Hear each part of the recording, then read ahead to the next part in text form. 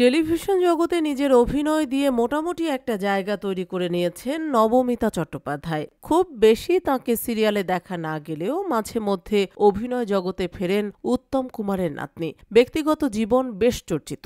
অভিনেতা ভাস্বর চট্টোপাধ্যায়ের সঙ্গে বিয়ে হয়েও সেই সংসার টেকেনি। আর এবারে নাকি চুপিসারে দ্বিতীয় বিয়ে সেরে নিলেন উত্তম কুমারের নাতনি নবমিতা। সোশ্যাল মিডিয়ায় শেয়ার হওয়া ছবি অন্তত সেই কথাই বলছে। এমনিতেই ভবানীপুরে উত্তম কুমারের বাড়ি মেরামতির কাজ চলছে, আর তারই ফাঁকে রবিবার সন্ধে থেকে ভাইরাল নবমিতার বাঙালি বধূরূপে ছবি। পরনে লাল বেনারসি, গা ভর্তি সোনার সাবেকি গয়না, কপালে চন্দন, গলায় ফুলের মালা আর সিঁথি ভর্তি সিঁদুর। এই ছবি নবমিতা সোশ্যাল মিডিয়ায় পোস্ট করতেই সকলেই অবাক। তাহলে কি দ্বিতীয় বিয়ে করে নিলেন উত্তম নাতনি?